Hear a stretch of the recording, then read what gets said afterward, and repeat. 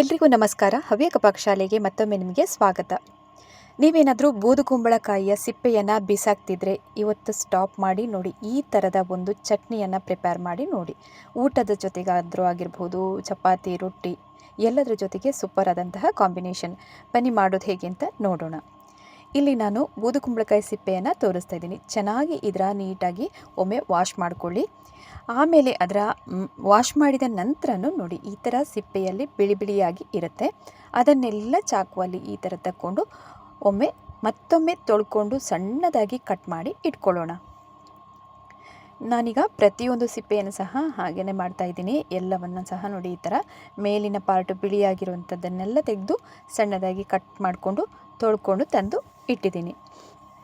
ಇನ್ನಿದನ್ನು ನಾವು ಬೇಯೋದಕ್ಕೆ ಇಡಬೇಕಾಗುತ್ತೆ. ಸ್ವಲ್ಪ ನೀರನ್ನು ಹಾಕ್ಕೊಳ್ಳಿ. ಒಂದು 1/4 ಲೋಟದಿಂದ ಅರ್ಧ ಲೋಟ ಆಗುವಷ್ಟು ನೀರನ್ನಾದರೂ ಹಾಕ್ಕೊಳ್ಬೇಕು.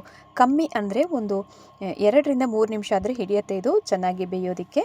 ಮತ್ತು ಸಿಪ್ಪೆ ಸ್ವಲ್ಪ ಗಟ್ಟಿಯಾಗಿರುತ್ತಲ್ಲ, ಅದಕ್ಕೋಸ್ಕರ ತುಂಬ ಕಮ್ಮಿ ಉರಿಯಲ್ಲಿಟ್ಕೊಂಡು ಬೇಯಿಸ್ಕೊಳ್ಳಿ. ಈಗ ಇಲ್ಲಿ ಇದಕ್ಕೆ ಹಾಕುವಂತಹ ಮಸಾಲೆಗಳನ್ನು ತೋರಿಸ್ತಾ ಇದ್ದೀನಿ. ಚಟ್ನಿಗೆ ಅಂತ ಆಗುವಾಗ ಸ್ವಲ್ಪ ಖಡಕ್ಕಾಗಿ ಇರಬೇಕು. ಅದಕ್ಕೋಸ್ಕರ ಎಲ್ಲ ಮಸಾಲೆ ಪದಾರ್ಥಗಳನ್ನು ನಾನು 1 ಬೈ 1 ಮತ್ತೆ ಹಾಕುವಾಗ ಹೇಳ್ತಾ ಹೋಗ್ತೀನಿ. ಈಗ ಇಲ್ಲಿ ಕಾಯಿ ತುರಿಯನ್ನು ಸಹ ತಗೊಂಡಿದ್ದೀನಿ, ಮತ್ತು ಬ್ಯಾಡಗಿ ಮೆಣಸಿನಕಾಯನ್ನು ಸಹ ತಗೊಳ್ಬೇಕು. ಮತ್ತು ಇದಕ್ಕೆ ಧಾರಾಳವಾಗಿ ನೀವು ಕರಿಬೇವಿನ ಸೊಪ್ಪು ಅನ್ನು ಹಾಕ್ಕೊಳ್ಬೇಕಾಗತ್ತೆ. ಈಗ ನಾನು ಬೇಯ್ತಾ ಇರುವಂತಹ ಈ ಕುಂಬಳಕಾಯಿ ಸಿಪ್ಪೆಯನ್ನು ತೆಗೆದು ತೋರಿಸ್ತಾ ಇದ್ದೀನಿ. ಇನ್ನೂ ಬೇಯುವಂತಹ ಅಂಶ ಇದೆ, ಅದು ಸೈಡಲ್ಲಿ ಬೇಯ್ತಾ ಇರಲಿ. ಈಗ ಸೈಡಲ್ಲಿ ಇನ್ನೊಂದು ಕಡೆ ಒಂದು ಬಿಸಿಗೆ ಪ್ಯಾನನ್ನು ಇಟ್ಕೊಂಡಿದ್ದೀನಿ. ಅದಕ್ಕೆ ಒಂದು ಸ್ವಲ್ಪ ಕೊಬ್ಬರಿ ಎಣ್ಣೆಯನ್ನು ಹಾಕ್ಕೊಂಡು ತುಂಬ ಲೋ ಫ್ಲೇಮಲ್ಲೇ ಈಗ ಮಸಾಲೆಗಳನ್ನೆಲ್ಲ 1 ಬೈ 1 ಹುರ್ಕೊಳ್ಳೋಣ. ಇಲ್ಲಿ 1 ಚಮಚ ಆಗುವಷ್ಟು ಉದ್ದಿನಬೇಳೆ, 1/4 ಸ್ಪೂನ್ ಆಗುವಷ್ಟು ಮೆಂತ್ಯ ಕಾಳು, ಮತ್ತು ಒಂದು ಸ್ವಲ್ಪ ಬ್ಲ್ಯಾಕ್ ಪೆಪ್ಪರ್, ಅರ್ಧ ಸ್ಪೂನ್ ಆಗುವಷ್ಟು ಜೀರಿಗೆ, ಮತ್ತು 1 ಸ್ಪೂನ್ ಆಗುವಷ್ಟು ಕೊತ್ತಂಬರಿ, ಇವಿಷ್ಟನ್ನು ಹಾಕಿ ಒಮ್ಮೆ ಬಾಡಿಸ್ಕೊಳ್ಳೋಣ. ಇನ್ನು ಬ್ಯಾಡಗಿ ಮೆಣಸಿನಕಾಯನ್ನು ಹಾಕ್ಕೊಳ್ಬೇಕು. ಬ್ಯಾಡಗಿ ಮೆಣಸಿನಕಾಯಿ ಆಗಿರಬಹುದು, ಈ ಮಸಾಲೆಗಳೆಲ್ಲ ಚೆನ್ನಾಗಿ ಇದು ಫ್ರೈ ಆಗಬೇಕು. ನಂತರ ಇದಕ್ಕೆ ಕೊನೆಯಲ್ಲಿ ನಾವು ಈಗ ಕರಿಬೇವನ್ನು ಇಲ್ಲಿ ಹಾಕ್ತಾ ಇದ್ದೀನಿ. ಸ್ವಲ್ಪ ಇದನ್ನು ಡ್ರೈ ಆಗಿ, ಅಂದರೆ ಸ್ವಲ್ಪ ಹಸಿ ಎಲ್ಲ ಹೋಗಬೇಕು. 1-2 ದಿವಸ ಕೊಯ್ದು ಹಾಗೆ ಇಟ್ಟರೆ ನಿಮಗೆ ಡ್ರೈ ಆಗುತ್ತೆ. ಆ ಥರದನ್ನು ಹಾಕ್ಕೊಳ್ಬೋದು. ಆವಾಗ ನಿಮಗೆ ಬೇಗನೆ ಫ್ರೈ ಆಗಿ ಸಿಗುತ್ತೆ. ಈಗ ನೋಡಿ, ಕ್ರಿಸ್ಪಿ ಆಗೋ ತನಕ ಪ್ರತಿಯೊಂದನ್ನು ಹುರ್ಕೊಂಡಿದ್ದೀನಿ. ಕರಿಬೇವು ಸೊಪ್ಪೆಲ್ಲ ನೋಡಿ ಕ್ರಿಸ್ಪಿಯಾಗಿ ಆಗಿದೆ. ಇದನ್ನು ತೆಗೆದು ಈಗ ಒಂದು ತಟ್ಟೆಗೆ ಹಾಕ್ಕೊಳ್ಳೋಣ. ನಂತರ ಅದೇ ಪ್ಯಾನ್ನಲ್ಲಿ ಈಗ ತೆಂಗಿನಕಾಯಿ ತುರಿಯನ್ನು ಚೆನ್ನಾಗಿ ಘಮ ಬರೋ ತನಕ ಇದನ್ನು ಸಹ ಹುರ್ಕೊಳ್ಬೇಕು. ಇದು ಕಂಪಲ್ಸರಿಯಾಗಿ ಮಾಡ್ಕೊಳ್ಳಿ. ಚಟ್ನಿ ಅಂತೂ ಸೂಪರ್ ಆದಂತಹ ಟೇಸ್ಟ್ ಕೊಡುತ್ತೆ. ಈ ಥರ ತೆಂಗಿನಕಾಯಿಯನ್ನು ಹುರಿದು ನಾವು ಪ್ರತಿಯೊಂದಕ್ಕೂ ಹಾಕಿದ್ರಂತೂ ಸಖತ್ತಾದಂತಹ ಪರಿಮಳ ಅಂತ ಹೇಳ್ಬೋದು. ಈಗ ನೋಡಿ, ಘಮ ಬರೋ ತನಕ ಇದನ್ನು ಹುರಿದಾದ ನಂತರ ಅದೇ ತಟ್ಟೆಗೆ ತೆಗೆದು ಹಾಕ್ತಾಯಿದ್ದೀನಿ. ಇನ್ನು ನಾವಾಗಲೇ ಬೇಯೋದಕ್ಕೆ ಇಟ್ಟಂತಹ ಬೂದುಕುಂಬಳಕಾಯಿ ಸಿಪ್ಪೆ ಸಹ ಚೆನ್ನಾಗಿ ಬೆಂದಿರುತ್ತೆ. ಇದನ್ನು ತೆಗೆದು ನೋಡೋಣ ಒಂದ್ಸಲಿ. ಈಗಾಗಲೇ 3ರಿಂದ 4 ನಿಮಿಷಗಳ ಕಾಲ ಬೇಯಿಸಿದ್ದೀನಿ. ಇಷ್ಟಾದರೆ ಸಾಕಾಗುತ್ತೆ. ಇದನ್ನು ತೆಗೆದಿನಿ, ಈಗ ತಣ್ಣಗಾಗೋದಕ್ಕೆ ಬಿಡೋಣ. ಈಗಾಗಲೇ ಸರಿಯಾಗಿ ತಣ್ಣಗಾಗಿದೆ. ಕೂಲಾದ ನಂತರ ಮಿಕ್ಸಿ ಜಾರಲ್ಲಿ ಹಾಕಿ ಇದನ್ನು ರುಬ್ಕೊಳ್ಳಿ. ಇನ್ನು ಯಾವುದೇ ಕಾರಣಕ್ಕೂ ಬೂದುಕುಂಬಳಕಾಯಿ ಸಿಪ್ಪೆಯನ್ನು ವೇಸ್ಟಾಗಿ ಬೇಯಿಸಾಕೋದಕ್ಕೆ ಹೋಗಬೇಡಿ. ಈ ಥರದಲ್ಲಿ ಚಟ್ನಿಯನ್ನಾದರೂ ಮಾಡ್ಕೊಳ್ಬೋದು, ಅಥವಾ ಚಟ್ನಿ ಪುಡಿಯನ್ನಾದರೂ ಮಾಡ್ಕೊಳ್ಬೋದು. ನಾನು ಈಗಾಗಲೇ ಚಟ್ನಿ ಪುಡಿ ರೆಸಿಪಿಯನ್ನು ನಾನು ಶೇರ್ ಮಾಡಿದ್ದೀನಿ. ಯಾವುದು ಬೇಕಂತಂದರೆ ಲಿಂಕನ್ನು ಡಿಸ್ಕ್ರಿಪ್ಷನ್ ಬಾಕ್ಸಲ್ಲಿ ಕೊಟ್ಟಿರ್ತೀನಿ, ಹೋಗಿ ಚೆಕ್ ಮಾಡ್ಕೊಳ್ಳಿ.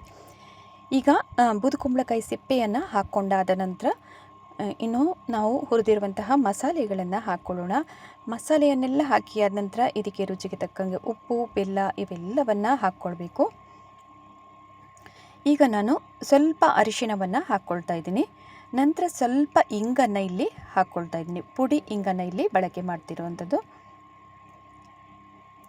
ಮತ್ತು ರುಚಿಗೆ ತಕ್ಕಷ್ಟು ಉಪ್ಪನ್ನು ಹಾಕ್ಕೊಂಡಿದ್ದೀನಿ.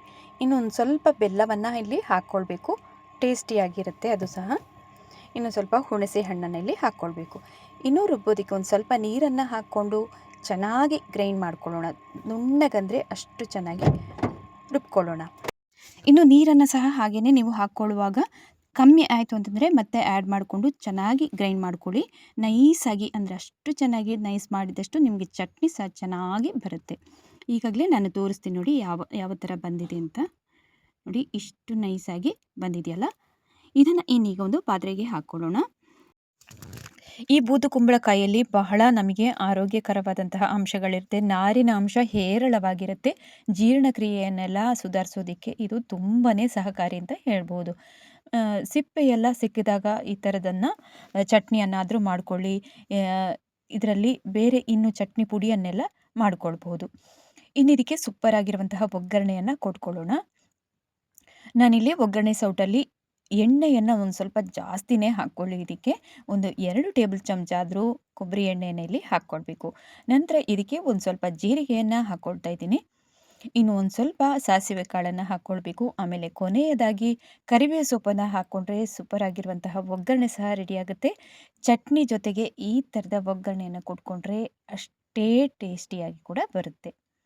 ಇದನ್ನು ಇನ್ನೀಗ ಚಪಾತಿ, ರೊಟ್ಟಿ, ದೋಸೆ ಆಮೇಲೆ ಅನ್ನದ ಜೊತೆಗಂತೂ ಸೂಪರ್ ಆದಂತಹ ಕಾಂಬಿನೇಷನ್.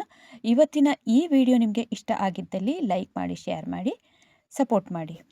ಸಿಗೋಣ ಮುಂದಿನ ವಿಡಿಯೋದಲ್ಲಿ ಇನ್ನೊಂದು ಹೊಸ ರುಚಿಯೊಂದಿಗೆ. ನಮಸ್ಕಾರ.